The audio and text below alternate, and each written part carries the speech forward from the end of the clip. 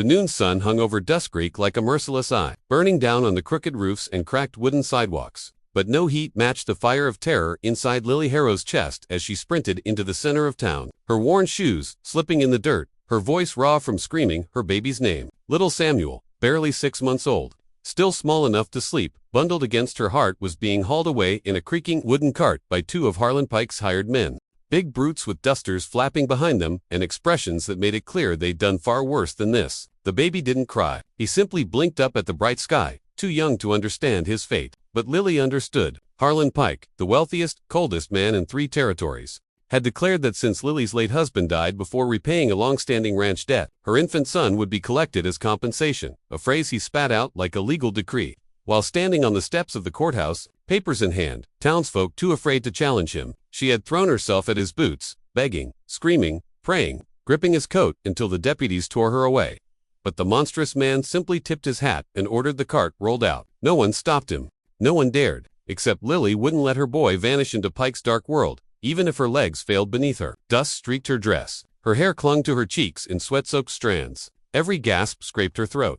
And still she crawled, clawing at the dirt as though she could anchor time itself. The crowd watched, silent and ghost-pale, as if the sight of a mother losing her child was something they had grown numb to. But above the whispers in shifting boots came the heavy, rhythmic thunder of hooves, slow, steady, deliberate, and the air seemed to pause. From the shimmering heat haze at the far end of town emerged a single rider, tall in the saddle, shoulders broad beneath a weather-beaten poncho, his horse a massive mountain stallion, dark as storm clouds sweeping down from northern peaks. The stranger rode like the world bent around him, like he belonged to the raw, wild places beyond the civilized borders. People recognized him before they spoke his name. Tales had drifted for months about a lone mountain man who roamed between ridges and ravines, sometimes a ghost, sometimes a savior, always arriving where justice had been left to rot. His presence made the crowd shift in uneasy ripples, but he didn't spare them a glance. His eye sharp, cold, unblinking, locked immediately onto the scene before him, the kneeling woman screaming for her baby, the hired thugs dragging the cart, the courthouse steps where Harlan Pike smirked like a king, certain of his crown. The mountain man nudged his horse forward with the same slow patience of a predator stalking prey. Lily tried to stand but collapsed again, sobbing Samuel's name, unable to do anything except watch the dust trail of the cart inch farther away. But the rider stopped beside her, dismounted with one fluid step, and crouched at her side. His voice, when it came, was low and rough, like gravel, moved by wind. "Ma'am," he said, not unkindly, "who took your child?" Lily could barely form words. She pointed, arm trembling, toward the men in the cart and the courthouse where Pike puffed a cigar, basking in his own cruelty. The mountain man followed her gesture, his expression hardening, the muscles in his jaw flexing like fault lines ready to split. He rose slowly, standing taller, larger than any man in the street, and for the first time the crowd stepped back. His shadow stretched long in the noon light as he walked toward Harlan Pike with the steady certainty of a man who feared nothing on God's earth. Pike chuckled when he saw him coming. "Well, look who wandered out of the timber," he drawled, flicking ash off his cigar. "Should have known trouble would roll in when a harrow can't pay her debts." The mountain man didn't respond immediately. He simply stopped at the base of the courthouse steps, lifted his chin slightly, and spoke in a voice that carried like a warning before a thunderstorm. "Give the woman her child back."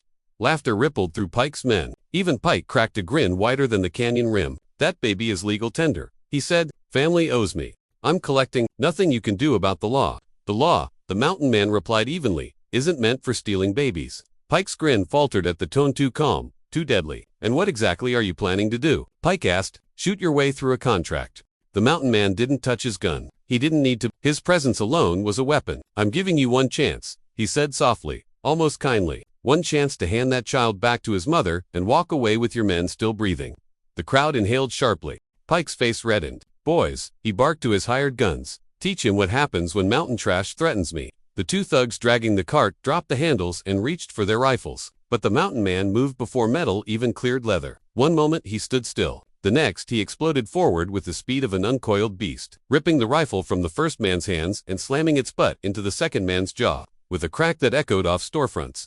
Dust flew. The crowd gasped. Pike stumbled backward, shock rippling across his face as the mountain man seized the wooden cart, pulling it back toward Lily just as the baby began to wail for the first time. Samuel's cry seemed to ignite every nerve in Lily's body. She lurched to her feet with a sound that was half sob, half prayer, and ran toward the cart. But Pike, desperate and furious, reached for his own pistol. He cocked it tonally for the mountain man to whip around and fire a warning shot into the ground near Pike's boot, so fast that no one had seen him draw. Next bullet, the mountain man said, voice low and iron steady. Won't miss. Pike froze, sweat rolling down his temple despite the heat. The crowd whispered, eyes darting between the trembling tyrant and the stranger who had undone his power with a few steps and a single gunshot. Lily reached the cart, scooping her baby into her arms.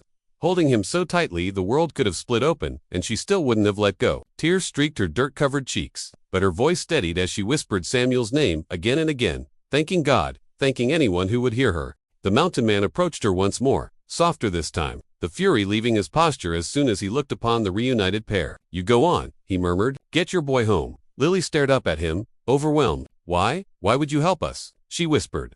The mountain man glanced back at Pike, who still stood shaking with rage and humiliation. Because there's some debts, he said quietly. No decent man, let's stand. Pike tried to muster defiance, but the mountain man turned fully toward him, his voice carrying again, like rolling thunder. If you or your men come near this woman or her child again, he warned, I'll be the one collecting payment. And with that, he mounted his horse, tipped his head once to Lily, and began riding out of town without waiting for applause, gratitude, or recognition, the kind of man who saved lives and then vanished. Into the wilderness, as though justice was simply another compass point, he followed. But as he disappeared into the bright haze of the horizon, Dustcreek buzzed with a feeling it had not known in years. Hope. People whispered that maybe the world was not entirely ruled by men like Harlan Pike after all. Lily held her child tight against her chest, watching the stranger fade into sunlight, knowing she would tell Samuel one day about the mountain man who rode into town at noon and changed their lives with nothing more than courage and a heart, too.